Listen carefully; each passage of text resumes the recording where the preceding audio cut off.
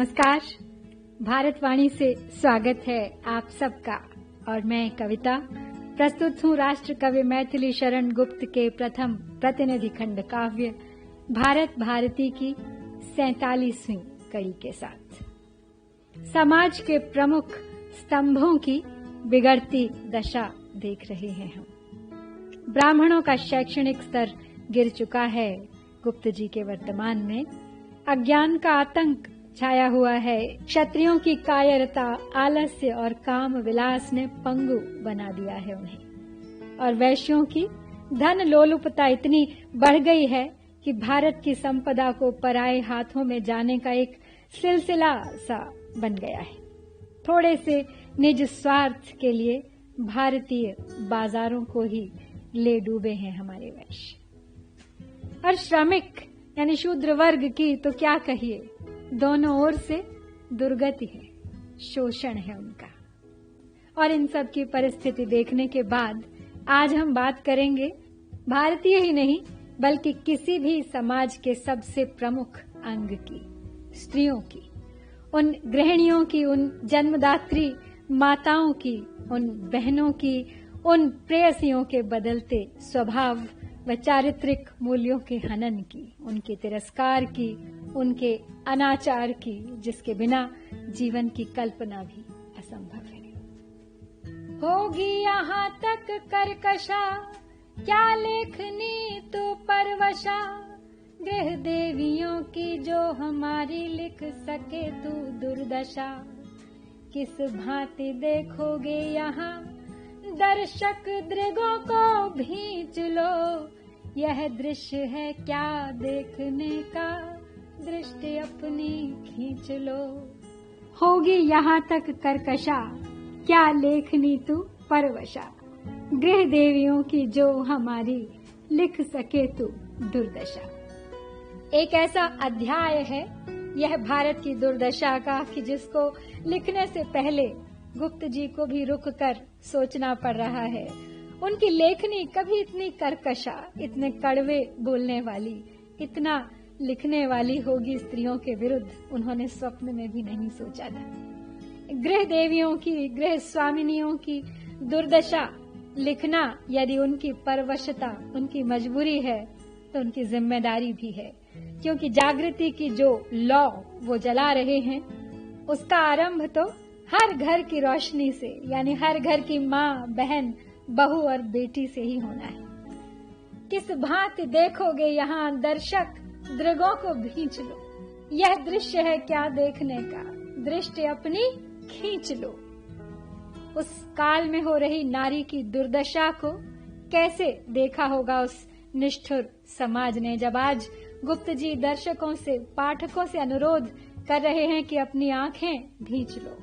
क्योंकि जो दृश्य, जो करुण कहानी आज इतने वर्षों बाद इतने बदले हुए परिप्रेक्ष्य में भी देखने सुनने लायक नहीं, उसे भला कैसे झेला होगा भारत की उस नारी ने, जिसे हमारा पुरातन इतिहास शक्ति की, जग जननी की, पालन कर्त्री प्रकृति की संज्ञा देता है।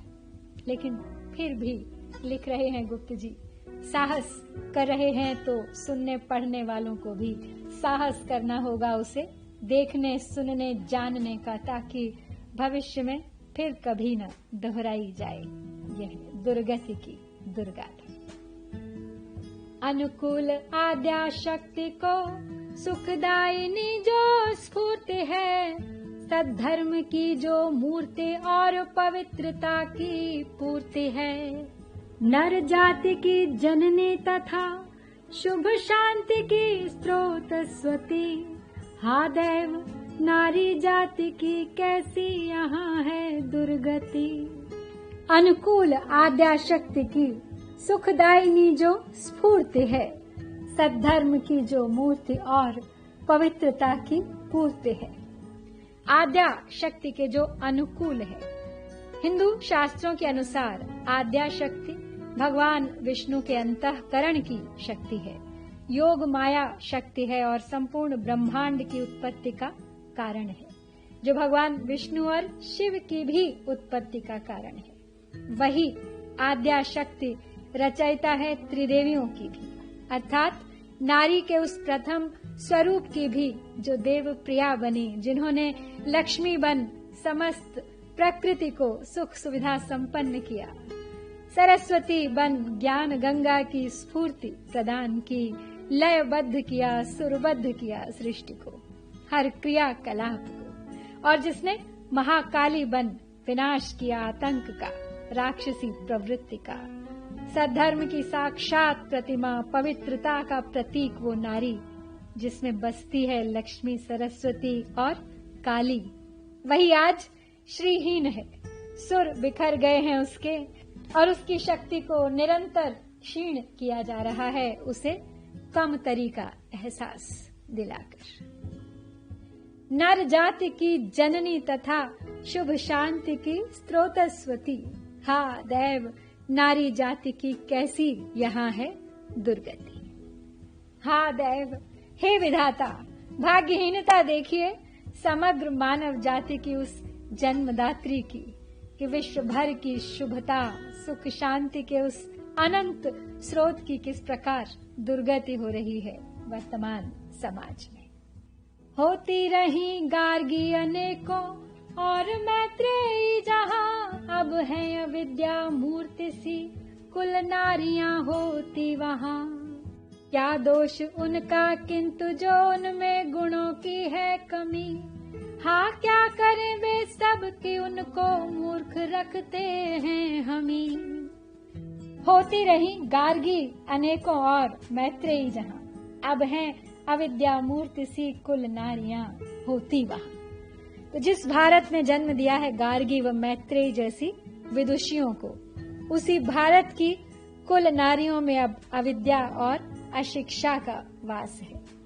आगे बढ़ने से पहले आइए जान लेते हैं गार्गी और मैत्रेयी को। तो गार्गी वाचकन्वी लगभग 700 वर्ष ईसा पूर्व की एक भारतीय दार्शनिक, एक फिलोसोफर थी। बृहदारण्यक उपनिषद में उनका उल्लेख है। जब वह राजा जनक द्वारा आयोजित एक दार्शनिक शास्त्रार्थ में न केवल भाग लेती हैं बल्कि ऋषि याज्ञवल्क्य को संयम व आत्मा के मुद्दे पर चुनौती भी देती हैं। ऋषि गर्ग के वंश के ऋषि वाचाक्नु की बेटी थी गार्गी वाचकन्वी। और मैत्रेयी वैदिक काल की एक ब्रह्मवादिनी विदुषी थी। वे मित्र ऋषि की कन्या थी, इसलिए मैत्रेयी नाम हुआ उनका, और याज्ञवल्क्य ऋषि की वो दूसरी पत्नी थी। कहा जाता है कि इन्होंने अपने पति के संन्यास समय में उनसे केवल उनके आध्यात्म ज्ञान का कुछ भाग मांगा। सारी धन संपत्ति उनकी ज्येष्ठ पत्नी कात्यायनी को देकर वे स्वयं भी याज्ञवल्क्य जी के साथ वन को चली गई थी। क्या दोष उनका किंतु जो उनमें गुणों की है कमी, हाँ क्या करें वे जब कि उनको मूर्ख रखते हैं हमी। लेकिन यदि ह्रास हुआ है भारतीय नारी के शैक्षिक स्तर का, ज्ञान गुणवत्ता का, तो इसमें उनका कोई दोष नहीं है। जिसको अब तक अपने मौलिक अधिकारों व अभिव्यक्ति की स्वतंत्रता के लिए भी संघर्ष करना पड़ रहा है, उसको भला कहाँ अधिकार था शिक्षा का। जिस पुरुष प्रधान समाज में स्वयं पुरुष भी ज्ञान के अभाव से जूझ रहा था, वहां परावलंबी स्त्री की दशा का अंदाजा लगाना कठिन नहीं है। और जब अधिकांशतः हम स्वयं उसे मूर्खा बनाए रखना चाहते थे, अपनी पंगुता, अपनी अविद्या को छिपाने के लिए उसके आत्मसम्मान को बढ़ावा देने के बजाय उसे घर की चार दीवारी तक सीमित रखना चाहते थे। संभवतः उनकी असमर्थता पुरुष को अधिक समर्थ होने के भ्रम में रखती थी। बीए गृह स्वामी विदित किंतु क्या है स्वामिनी, कैसे कहें हा है शिक्षा रूपिणी वे भामिनी। अत्युक्ति क्या दिन रात का सा भेद जो इसको कहें, दाम्पत्य भाव भला हमारे धाम में कैसे रहें। बीए गृह स्वामी विदित किंतु क्या है स्वामिनी, कैसे कहें हाँ है अशिक्षा रूपिणी वे भामिनी। बीए यानी बैचलर ऑफ आर्ट्स उस समय शायद भारतीयों के लिए सर्वोच्च अथवा एक बहुत ही सम्मानजनक डिग्री हुआ करती थी, क्योंकि भारतीयों को उच्च शिक्षा का, उच्च पदों पर जाने का अधिकार ही नहीं था। उन्हें उस लायक न तो बनाया जाता था, न उस दृष्टिकोण से देखा जाता था।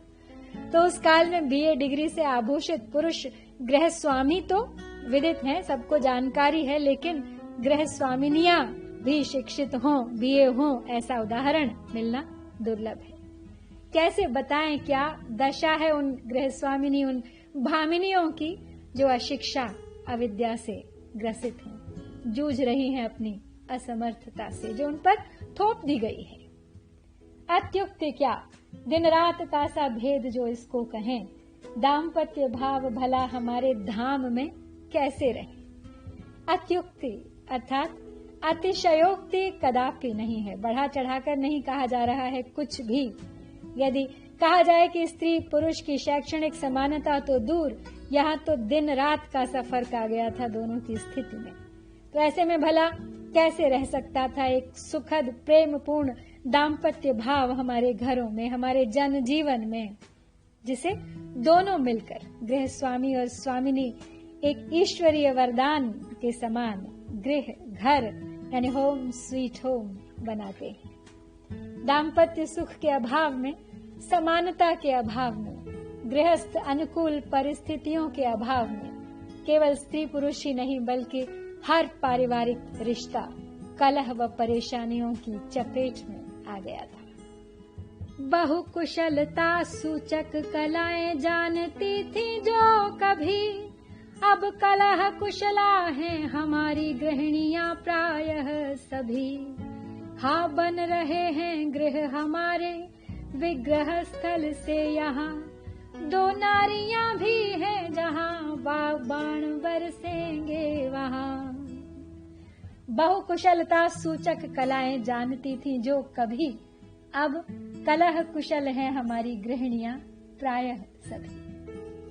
बहुकुशलता सूचक कलाएं जानना यानी मल्टी टैलेंटेड होना हमारी भारतीय स्त्रियों की विशेषता रही है। ये शिक्षा के अतिरिक्त सिलाई, कढ़ाई, कशीदाकारी, चित्रकला, खेती में सहयोग, संतान की शिक्षा व संस्कारों की उत्पत्ति से जुड़े सभी दायित्व नारी के ही होते थे। किंतु असंतोष अब इतना व्याप्त है घर घर में कि मुख्य कार्य पीछे चले गए हैं, प्राथमिकताएं बदल गई हैं। बहुगुण कुशलता अब कलह क्लेश कुशलता में बदल गई है। हाँ बन रहे हैं गृह हमारे विग्रह स्थल से यहाँ, दो नारियां भी हैं जहाँ वाग बाण बरसेंगे वहाँ।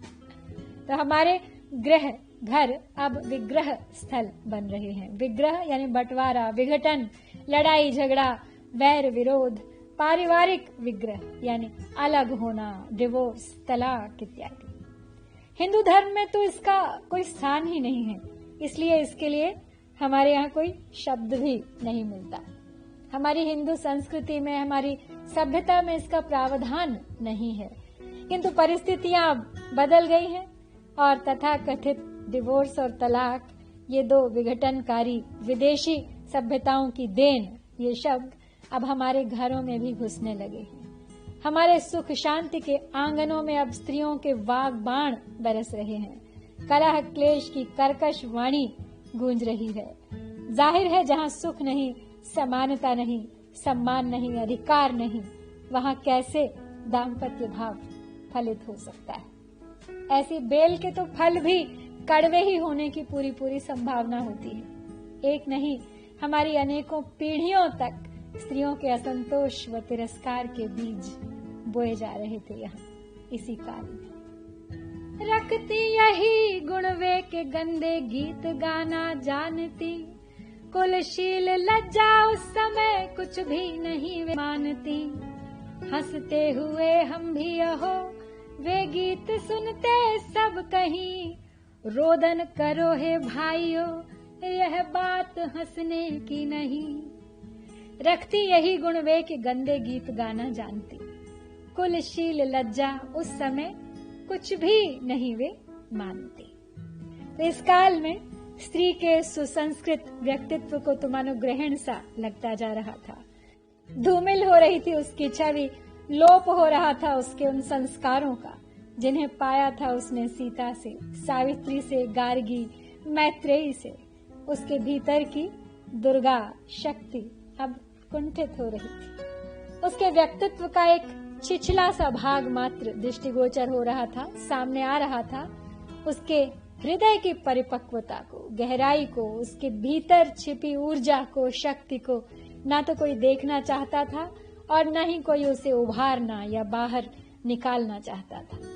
नारी को आज का स्वार्थी, आलसी, कामी, वासना लोलुप, विलासी पुरुष मात्र मनोरंजन का साधन बनाकर रखना चाहता था और उसी के अनुरूप ढाल रहा था इस नई उच्छृंखल नारी को।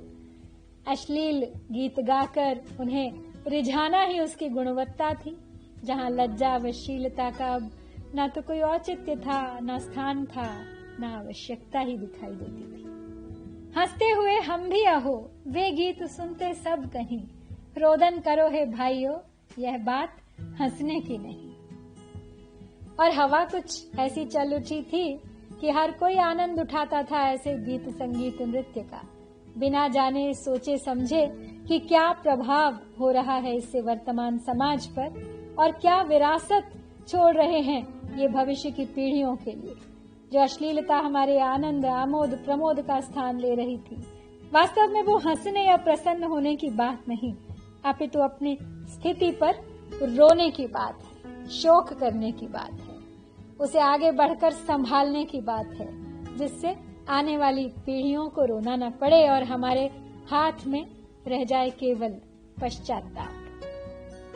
है ध्यान पति से भी अधिक आभूषणों का अब उन्हें, तब तुष्ट हो तो हो कि मढ़ दो मंडनों से जब उन्हें।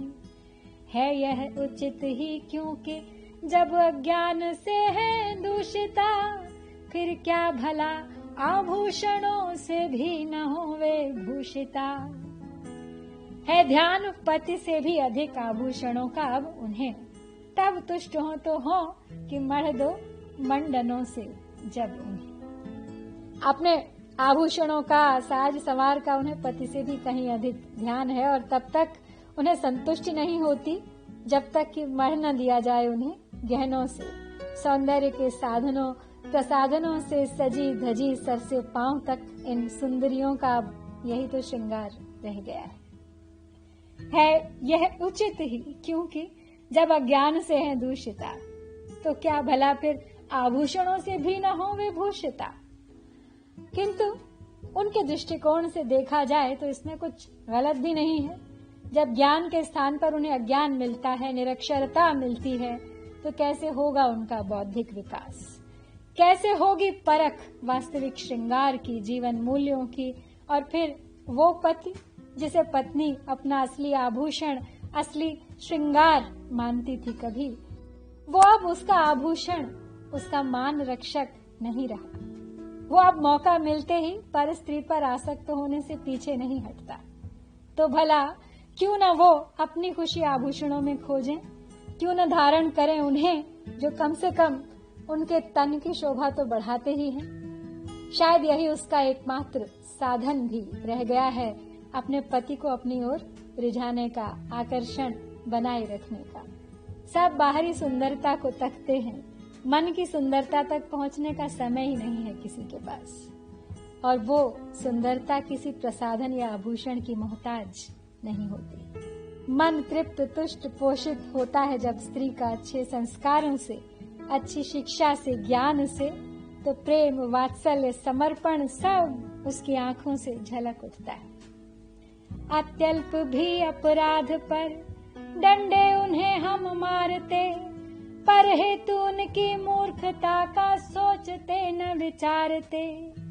हैं हाय दोषी तो स्वयं देते उन्हें हम दंड हैं, आश्चर्य क्या फिर पा रहे जो दुख आज अखंड हैं। अत्यल्प भी अपराध पर डंडे उन्हें हम मारते, पर हेतु उनकी मूर्खता का सोचते न विचारते। नारी की प्रताड़ना इतनी बढ़ गई है समाज में, उसे मूर्खा, मंदबुद्धि का दर्जा देकर मारा पीटा भी जाता है बेदर्दी से। छोटी सी भी उसकी कोई गलती हो तो उस पर डंडे बरसाए जाते हैं, बेरहमी से उस पर शारीरिक मानसिक हर तरह की यातना सहनी पड़ती है उसे सिर झुकाकर। कोई उसकी बात सुनना नहीं चाहता, कारण नहीं जानना चाहता उसकी किसी भूल का। केवल बिना विचारे बिना सोचे समझे उसे दंड दे दिया जाता है, चुप करा दिया जाता है हाय दोषी तो स्वयं देते उन्हें हम दंड है। आश्चर्य क्या फिर पा रहे जो दुख आज अखंड है। वास्तव में दोषी वो नारी नहीं है जो दंड झेलती है, बल्कि वो उद्दंड पुरुष समाज है जिसने अपने घर की स्त्री को, अपनी माँ, बहन, बेटी, बहू को केवल एक काम निकालने का, इच्छा पूर्ति का साधन मान लिया है। मात्र दासी बनाकर रख दिया है स्त्री को और हुक्म का डंडा चलाया जाता है उस पर दिन रात। यही कारण है हमारे समाज के अखंड दुख का। हमारे शास्त्रों के अनुसार यत्र नार्यस्तु पूजयन्ते रमन्ते तत्र देवता कहा गया है, अर्थात जहाँ नारियों की पूजा होती है वहीं देवताओं का वास होता है। किंतु अब किसे याद है वो शास्त्र, किसने देखे हैं वो शास्त्र? पढ़ना समझना तो दूर की बात है। हमारे दुख का मूल कारण ही यही है कि हमारी वैदिक संस्कृति को हमने भुला दिया है। ऐसी उपेक्षा नारियों की जब स्वयं हम कर रहे, अपना किया अपराध उनके शीश पर हैं धर रहे। भागे न क्यों हमसे भला फिर दूर सारी सिद्धियां, पाती स्त्रियां दर जहां रहती वहीं सब रिद्धियां। ऐसी उपेक्षा नारियों की जब स्वयं हम कर रहे, अपना किया अपराध उनके शीश पर हैं धर रहे। उपेक्षा यदि हो रही है नारी की वर्तमान समाज में तो कौन जिम्मेदार है उसका? स्वयं समाज और समाज के अनैतिक मूल्य। अपने अपराधों को उसके सिर मढ़कर हम स्वयं तो छूट जाते हैं किसी भी अपराध बोध से, किंतु पिसती रहती है वो नारी। मूक अत्याचार होते हैं उस पर जिन्हें वो स्वयं मूक बनकर सहती रहती है परिवार की सुख शांति के लिए। और जब उसकी सहन शक्ति का बांध टूटता है, उसकी सीमा टूटती है, तो फिर बस कहर की ही उम्मीद की जा सकती है उस रणचंडी से। भागे न क्यों हमसे भला फिर दूर सारी सिद्धियां, पाती स्त्रियां अदर जहां रहती वहीं सब रिद्धियां। नारी की उपेक्षा, अनादर, अपमान ही यह सिद्ध कर देता है कि भारतीय समाज अपनी संस्कृति से दूर हो रहा है। हमारी सारी रिद्धियां सिद्धियां हमसे दूर भाग रही हैं। हम अपना सामर्थ्य खोते जा रहे हैं।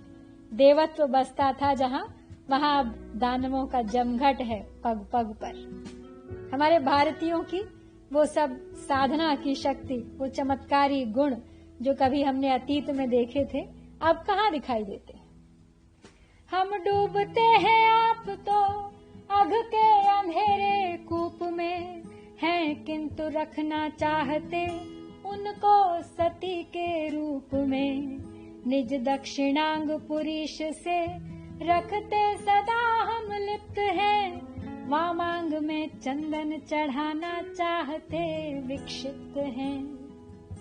हम डूबते हैं आप तो अघ के अंधेरे कूप में हैं, किंतु रखना चाहते उसको सती के रूप में। स्वयं तो हम अघ के कूप में यानी पाप के कुएं में, दुष्कर्म के दलदल में धंसते जा रहे हैं। और स्त्री से अपेक्षा वही रहती है कि वह सती सावित्री बनी रहे, पतिव्रता बनी रहे, चाहे पति कितना भी घोर अनाचारी भ्रष्ट चरित्र वाला क्यों न हो, कितना ही पाप में लिप्त क्यों न रहे दिन रात, लेकिन पत्नी पवित्रता की मूर्ति हो, सेवा करती रहे बिना मुंह खोले और आंख उठाकर भी न देखे किसी गैर की ओर। निज दक्षिणांग पुरीश से रखते सदा हम लिप्त हैं, वामांग में चंदन चढ़ाना चाहते विक्षिप्त हैं। अपनी इस बात को सिद्ध करने के लिए गुप्त जी ने कितनी सटीक बात कही है, कितना अच्छा उदाहरण है यहाँ। भगवान शिव का अर्धनारीश्वर रूप जहाँ दक्षिणांग में शिव हैं और वामांग में पार्वती स्थित हैं, दोनों की समानता को दर्शाता है। वो दो होकर भी एक हैं। और दोनों की परस्पर पूरकता को, निर्भरता को दिखाते हैं। परम शिव यदि प्रकाश है तो शक्ति उसी का विमर्श है, किंतु वर्तमान समय में दक्षिणांग तो लिप्त है पुरीश में यानी मल में, विष्ठा में, गंदगी में, और वामांग से अपेक्षा की जाती है कि वह चंदन सा महके। अवश्य ही हम विक्षिप्त हो चुके हैं, पागल हो चुके हैं, जो इतनी सी बात नहीं समझ सकते कि जो दक्षिणांग में होगा उसी का प्रतिबिंब धीरे धीरे वामांग में भी दिखाई देने लगेगा। स्त्री पुरुष एक दूसरे का आईना है, निखारते हैं एक दूसरे का रूप, लेकिन एक आईना अगर धूल दूसरे हो तो प्रतिबिंब तो दूसरे का भी मटमैला हो ही जाएगा। क्या कर नहीं सकती भला यदि शिक्षिता हो नारियां, रण रंग राज सुधर्म रक्षा कर चुकी सुकुमारियां। लक्ष्मी, अहिल्या, बाईजाबाई, भवानी, पद्मिनी, ऐसी अनेकों देवियां हैं आज जा सकती गिनी। क्या कर नहीं सकती भला यदि शिक्षिता हो नारियां, रण रंग राज्य सुधर्म रक्षा कर चुकी सुकुमारियां। एक नारी यदि शिक्षित होती है तो पूरे समाज को शिक्षित कर देती है, सुधार देती। क्या नहीं कर सकती है वो रणभूमि से रंगभूमि तक, राजरोहण से धर्म कर्म तक, देश रक्षा से विदेश व्यवहार तक, सब जगह उसी का बोलबाला हो यदि उसे उचित सम्मान मिले, शिक्षा मिले, आगे बढ़ने के अवसर मिले। लक्ष्मी, अहिल्या, बाईजाबाई, भवानी, पद्मिनी, ऐसी अनेकों देवियां हैं आज जा सकती गिनी। ऐसा नहीं था कि नारियां शिक्षित बिल्कुल नहीं थी, लेकिन बहुत ही कम उदाहरण थे ऐसे जिनके कि अभिभावकों की सोच क्रांतिकारी थी, प्रगतिवादी थी। जैसे झांसी की रानी लक्ष्मीबाई, इंदौर की अहिल्या बाई होलकर, ग्वालियर की बाईजाबाई, नाटौर बंगाल की भवानी व चित्तौड़ की पद्मिनी इत्यादि। लेकिन गुप्त जी के वर्तमान की अपेक्षा आज यानी हमारे वर्तमान में परिस्थिति थोड़ी बदल गई है। हर क्षेत्र में आज नारी है, नेतृत्व कर रही है, अभिनेत्री है, डॉक्टर है, बैंकर है, उद्योग संभालती है, एंटरप्रेन्योर है, हर दफ्तर में ऊंचे ऊंचे पद पर है, सेना तक में नारियों के शौर्य की कम गाथाएं नहीं हैं। किंतु एक काला अध्याय उसके शोषण का, वस्तुतीकरण का आज भी खुला हुआ है और साथ साथ चल रहा है। सोचो नरों से नारियां किस बात में है कम हुई, मध्यस्थ वे शास्त्रार्थ में है भारती के सम हुई। है धन्य थेरी तुल्य गाथा कर्त्रियां वे सर्वथा, कवि हो चुकी हैं विजका विजया मधुर वाणी यथा। सोचो नरों से नारियां किस बात में है कम हुई, मध्यस्थ वे शास्त्रार्थ में है भारती के सम हुई। सोचने की बात है कि यदि इतनी महान नारियां हमारे भारत में थीं, तो अब क्यों नहीं हो सकती। किसी विषय में किसी पुरुष से कम नहीं आंका जा सकता था उन्हें। शास्त्रार्थ के बीच किसी से हार न मानने वाली भारती के समान। भारती मंडन मिश्र की पत्नी थी और इन्होंने भगवान शंकराचार्य से शास्त्रार्थ किया था। हैं धन्य थेरी तुल्य गाथा कर्त्रियां वे सर्वथा, कवि हो चुकी हैं विजका विजया मधुर वाणी यथा। थेरी गाथा नाम की एक पुस्तक पाली भाषा में है। यह कोई 2-2.5 हजार वर्ष पुरानी है और उसमें 70-80 बौद्ध स्त्रियों की धार्मिक कविताएं हैं और उसका अनुवाद अंग्रेजी और बांग्ला में भी हो गया है। तो यहाँ उदाहरण दिए गए हैं विजका विजया मधुर वाणी के। तो विजका चालुक्य राजा इम्माड़ी पुलकेशिन की बहू थी और न केवल वे कवयित्री थी बल्कि कुशल शासक भी थी और इन्हीं को विजया भी कहा जाता है। तो कालिदास की मृत्यु के बाद संस्कृत काव्य पिछड़ सा गया था, तब इन्हीं विजका ने उसे उबारा था और अपनी नई शैली के माध्यम से, जिसे वैदर्भी शैली भी कहते हैं। यहाँ पे उनकी एक रचना का छोटा सा भाग आपको सुनाती हूँ। नीलोत्पल दल श्यामाम विज्जकाम माम जानतः वृद्धैव दंडिना प्रोक्तम सर्व शुक्ला सरस्वती सरस्वतीव कार्णाटी विजयांका जयत्स्यौ या वैदर्भ गिराम वासः कालिदासानंतरम। दूसरा उदाहरण है कवयित्री मधुर वाणी का, जो तेलुगु भाषा व संस्कृत की ज्ञाता थी। उन्होंने रघुनाथ नायक की तेलुगु रामायण को संस्कृत में रामायण सार काव्य तिलकम के नाम से पुनः लिखा था। निज नारियों के साथ यदि कर्तव्य अपना पालते, अज्ञान के गहरे गड्ढे में जो न उनको डालते, तो आज नर यूं मूर्ख होकर पतित क्यों होते यहाँ, होती जहाँ जैसी स्त्रियां वैसे पुरुष होते वहाँ। निज नारियों के साथ यदि कर्तव्य अपना पालते, अज्ञान के गहरे गड्ढे में जो न उनको डालते। यदि हम भारतीय अपनी नारियों के अधिकारों की रक्षा करते, उनके प्रति अपने दायित्व को संभालते, उन्हें अज्ञान के गड्ढे में यूं धकेल न देते, तो आज कुछ और ही स्वरूप होता भारतीय नारी का, भारत की संतानों का। तो आज नर यूं मूर्ख होकर पतित क्यों होते यहाँ, होती जहाँ जैसी स्त्रियां वैसे पुरुष होते वहाँ। इतनी सामर्थ्यवान होती वो सुशिक्षिता नारियां कि स्वयं को ही नहीं, अपने संपूर्ण समाज को, अपने पुरुषों, पिता, पुत्र व पतियों को भी सन्मार्ग पर लाती, इस पातक के, पुरीश के मल के दलदल में गिरने से रोक पाती। जैसी स्त्रियां होती वैसे ही पुरुष भी होते, क्योंकि माँ के रूप में वो पहली गुरु होती, बहन के रूप में सहकर्मिणी, सहयोगी, और पत्नी बनकर, जीवन संगिनी बनकर तो पूरा जीवन ही सुधार देती। किसी भी सभ्य समाज की सबसे बड़ी आवश्यकता है सुशिक्षित नारी। पाले हुए पशु पक्षियों का ध्यान तो रखते सभी, पर नारियों की दुर्दशा क्या देखते हैं हम कभी। हमने स्वयं पशुवृत्ति का साधन बना डाला उन्हें, संतान जनने मात्र को वसना न दे पाला उन्हें। पाले हुए पशु पक्षियों का ध्यान तो रखते सभी, पर नारियों की दुर्दशा क्या देखते हैं हम कभी। पालतू पशुओं और पक्षियों जितनी भी कद्र नहीं थी स्त्रियों की उस समाज में। जितना धन, मन और समय लगाते थे पुरुष अपने पालतू जानवरों के रख रखाव में, उतना अगर स्त्री को दे देते तो शायद कंधे से कंधा मिलाकर हर रण में उनके साथ लड़ती, हर शत्रु का डट कर सामना करती। लेकिन उसकी दुर्दशा तो दिखाई ही नहीं देती थी किसी को, आंखें मूंद ली थी उसकी तरफ से सबने। हमने स्वयं पशुवृत्ति का साधन बना डाला उन्हें, संतान जनने मात्र को वसना न दे पाला उन्हें। देखभाल तो दूर, उस पुरुष समाज ने उन्हें अपनी पशुवृत्ति का साधन मात्र बनाकर रख दिया था।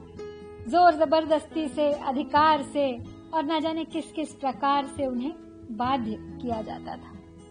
पुरुष अपना अधिकार समझकर उस पर थोपता था, तो वो स्थिति बलात्कार नहीं तो और क्या थी। संतान जनने वाली, दिन रात अथक काम करने वाली, दासी की तरह सेवा करने वाली एक ऐसी बेआवाज मशीन बन गई थी नारी, जिसमें तेल डाला जाता था कपड़ों का और अन्न का, और उसका भी एहसान जताया जाता था उसमें। परिस्थितियां बदली हैं नारी के प्रति, पुरुष का दृष्टिकोण भी बदला है, परंतु बहुत ही सीमित है दायरा ऐसे लोगों का, बुद्धिजीवियों का। आम आदमी तो आज भी पुरुष अंधसत्तावादी ही है, मेल शोविनिस्ट। रोज सुनते हैं हम, सुर्खियों में है नारी, लेकिन परिस्थितियां दोनों ही तरह की हैं। एक बीड़ा उठाती है बेनकाब करने का पुरुषों की इस अंधसत्ता को, तो दूसरी उनका प्यादा बन तूल देती है उनकी इस कामांध प्रवृत्ति को। फैसला हमें करना है कि हमें किस ओर जाना है। प्यादा बनना आसान है, फायदे का भी लगता है, क्षणिक, अपना स्वार्थ भी निकलता होगा, किंतु क्या उदाहरण प्रस्तुत करते हैं हम अपनी अगली पीढ़ियों के लिए, और क्या सिला देते हैं हम अपने अभिभावकों को, जिन्होंने क्या क्या त्याग नहीं किए होंगे उन्हें पाल पोस कर बड़ा करने के लिए, उनकी शिक्षा के लिए। यदि आज की स्त्री क्षत्राणी बन, वीरांगना बन उतरेगी मैदान में जान की परवाह किए बिना, अपने हाथ में सत्य की तलवार लिए, तो अवश्य गर्व करेगी उस पर भारत माता। तो हमें सही उदाहरण चुनना है, अपने लिए सही मार्ग चुनना है। हमें ये फैसला करना है कि हमें रानी बनना है, छत्राणी बनना है, या फिर एक मामूली सा प्यादा। आज इसी विचार के साथ इस कड़ी को विश्राम देते हैं। लौटूंगी शीघ्र अगली कड़ी के साथ, और बात करेंगे हम भारत की संतानों की और कुरीतियों से घिरे हमारे संपूर्ण समाज की। लेकिन चलने से पहले एक बार पुनः सदा की तरह आज के पढ़े सभी पद दोहरा लेते हैं एक साथ सुदृढ़ीकरण के लिए। होगी यहाँ तक कर्कशा, क्या लेखनी तू परवशा, गृह देवियों की जो हमारी लिख सके तू दुर्दशा। किस भांति देखोगे यहाँ दर्शक दृगों को भींच लो, यह दृश्य है क्या देखने का, दृष्टि अपनी खींच लो। अनुकूल आद्याशक्ति को सुखदायिनी जो स्फूर्ति है, सद्धर्म की जो मूर्ति और पवित्रता की पूर्ति है। नर जाति की जननी तथा शुभ शांति की स्रोतस्वती, हा दैव नारी जाति की कैसी यहाँ है दुर्गति। होती रही गार्गी अनेकों और मैत्रेयी जहाँ, अब है अविद्या मूर्ति सी कुल नारियां होती वहाँ। क्या दोष उनका किंतु जो उनमें गुणों की है कमी, हाँ क्या करें वे जब कि उनको मूर्ख रखते हैं हमें।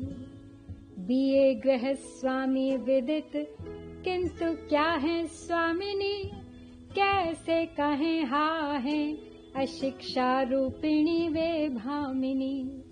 अत्युक्त क्या दिन रात का सा भेद जो इसको कहें, दाम्पत्य भाव भला हमारे धाम में कैसे रहें।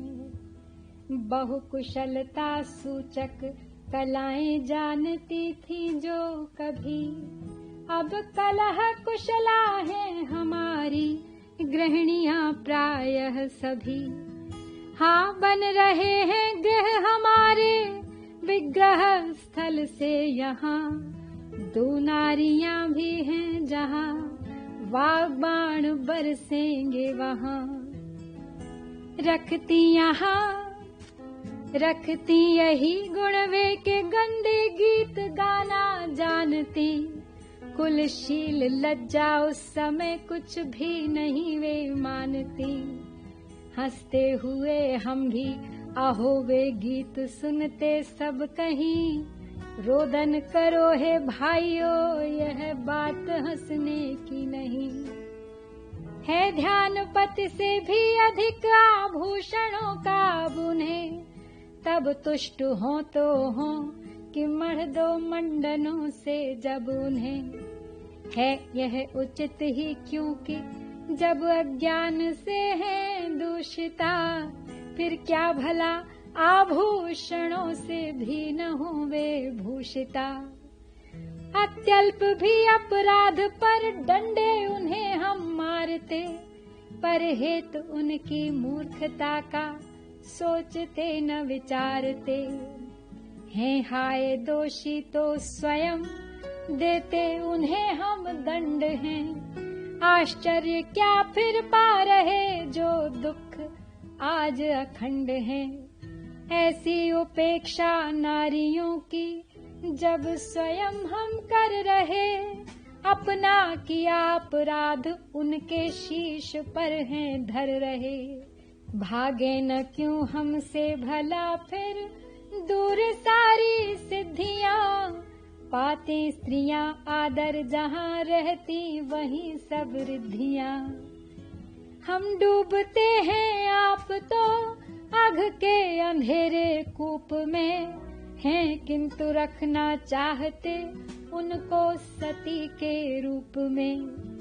निज दक्षिणांग पुरुष से रखते सदा हम लिप्त हैं, वामांग में चंदन चढ़ाना चाहते विक्षिप्त हैं। क्या कर नहीं सकती भला यदि शिक्षिता हो नारियां, रण रंग राज सुधर्म रक्षा कर चुकी सुकुमारियां। लक्ष्मी अहिल्या बायजा बाई भवानी पद्मिनी, ऐसी अनेकों देवियां हैं आज जा सकती गिनी। सोचो नरों से नारियां किस बात में है कम हुई, मध्यस्थ वे शास्त्रार्थ में है भारती के सम हुई। है धन्य तेरी तुल्य गाथा कर्त्रियां वे सर्वथा, कवि हो चुकी है विचका विजया मधुर वाणी अथा। निज नारियों के साथ यदि कर्तव्य अपना पालते, अज्ञान के गहरे गड्ढे में जो न उनको डालते, तो आज नर यूं मूर्ख होकर पतित क्यों होते यहाँ। होती जहाँ जैसी स्त्रियां वैसे पुरुष होते वहाँ। पाले हुए पशु पक्षियों का ध्यान तो रखते सभी, पर नारियों की दुर्दशा क्या देखते हैं हम कभी। हमने स्वयं पशुवृत्ति का साधन बना डाला उन्हें, हमने स्वयं पशुवृत्ति का साधन बना डाला उन्हें। संतान जनने मात्र को वसनान दे पाला उन्हें, संतान जनने मात्र को वसनान दे पाला उन्हें। जय भारत, जय भारत।